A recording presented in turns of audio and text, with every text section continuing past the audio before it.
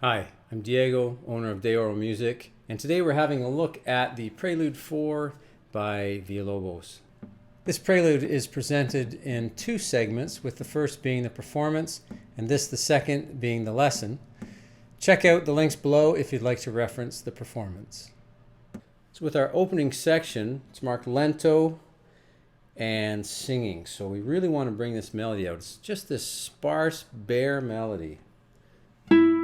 So some vibrato, rest stroke with the thumb.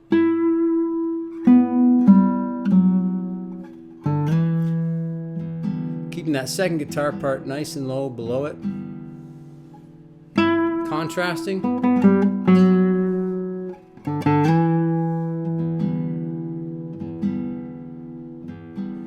And not rushing, just keeping that beat, really respectful of the beat and not rushing. We don't want any sort of stutter steps for our listener there. Now when we come out of this section, I should mention, we've just played this melody. So this melody note is still ringing while we play. So make sure no rest stroke with the thumb. We want to keep that string 5 ringing. And then when we continue with the melody, you want to block this chord out. So just the melody by itself. Vibrato. Nice chance to bring in some other tones.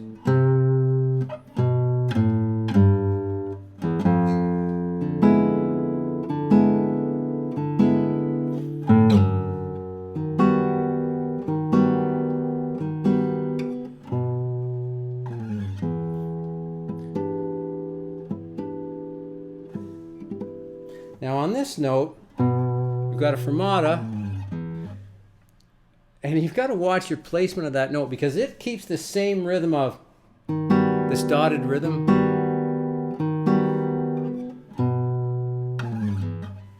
Dun, da. For example, if we played that figure without the fermata,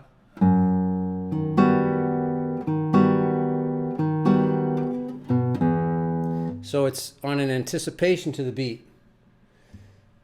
And so just watch your placement of that. And not too long of a fermata because we're just opening the piece. We don't want to come to a stop sign just yet. So now we come to the B section, which is this arpeggio section, and our bass will be taken with our thumb. So you want to be careful to keep that bass as the predominant voice.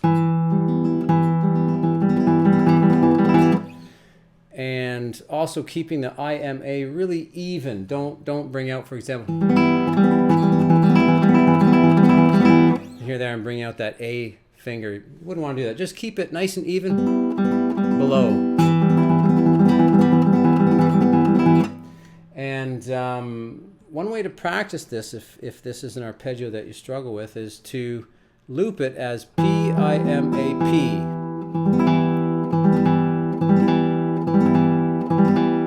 Again, working on keeping that A finger here, I have to keep that tamed. It wants to come out. And in order to keep your hand relaxed, first of all, the motion of your fingers will be just drawing into your palm. Nice and relaxed. Watch that pinky finger. If it comes out, it has a tendency to add some tension. Mine likes to do that, so I really have to focus on keeping that tucked in with the A finger. Just make sure that you're doing that, and that'll help keep it relaxed. And once we open,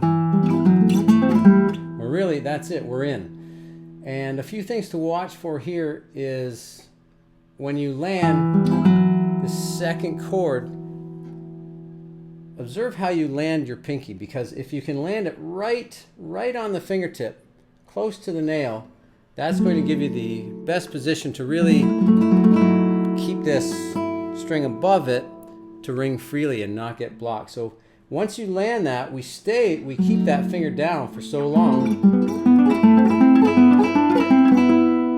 that if you land it right in the opening, then it really sets you up for success as you go on.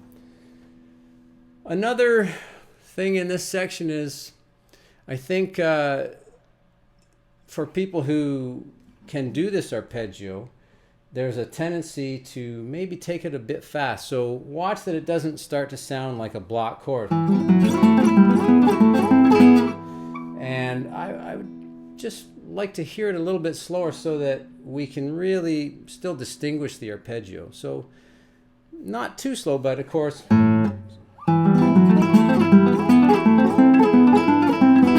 just so that we can still make out the arpeggio.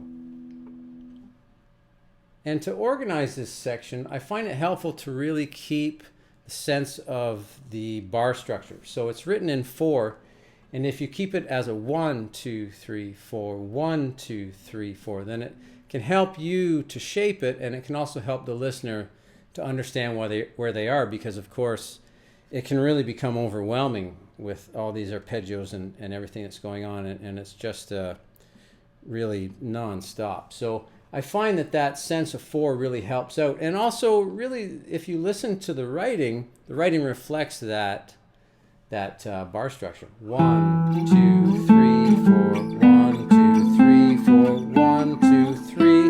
Maybe a high point there. You may want to give it a little bit of special treatment. 4, 1, 2, 3, 4, 1, 2, 3, 4, 1, 2, 3, 4, 1, 2, 3, 4. When it comes to this part, landing those in block chords with your left hand really helps to keep that clean. 2, 3, 4, 1, 2, 3, 4, 1. Another high point there. 2, 3, 4, 1, 2, 3, 4, 1, 2, 3, 4, 1, 2, 3, 4.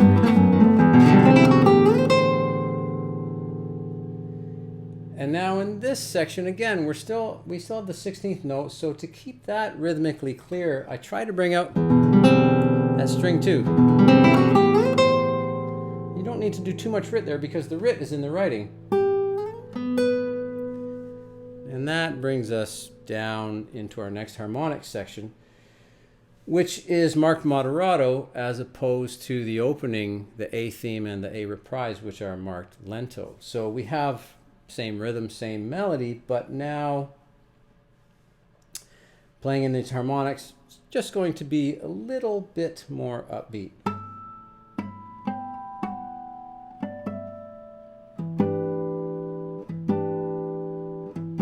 And to keep those clean, with the right hand, of course, the further you move towards the bridge, cleaner and more crisp your harmonic will be.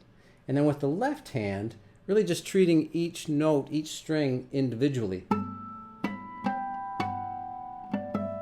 As opposed to if you were to lay down that finger, the finger itself absorbs the energy of the string, and so you start to lose the bright crispness and also how the notes ring over each other. That's really where the beauty comes from, besides the melody. Listen to that, those two notes together.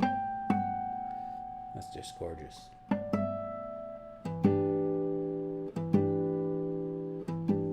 Again, don't push the rhythm, really let it breathe. Not taking too many liberties, but especially don't rush it. Don't rush in. In those spaces in between, give it the full space.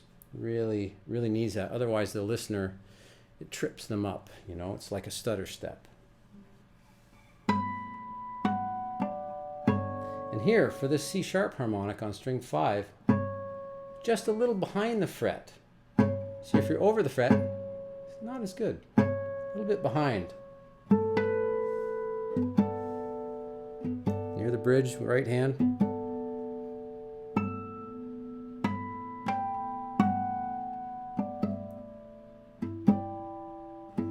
Oh, also there, to get those harmonics, again, don't lay the finger across. Like that, for example. Bass, alternate between your bass and your chord. You'll get the most ringing out of those as well. But we did that the first time. Second time, we can change around a little bit. This section is stronger in general, this place in the structure. So picking each of those. I stole that from John Williams.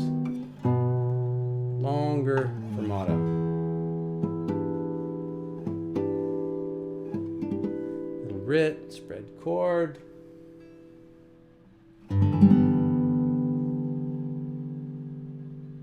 And then just letting it breathe at the end. Well, that's it. Thank you for joining me. I hope you found this lesson helpful and interesting. It's a gorgeous piece. Has some difficulties, but the work is well worth it. And be sure to check out the new PDF versions of our ebooks on the Picado book and the Carcassi 25 Melodic and Progressive Studies.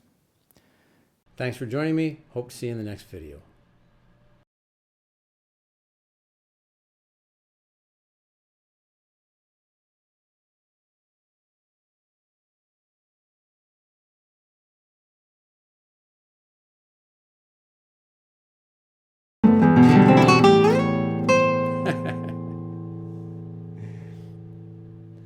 As it should have been written.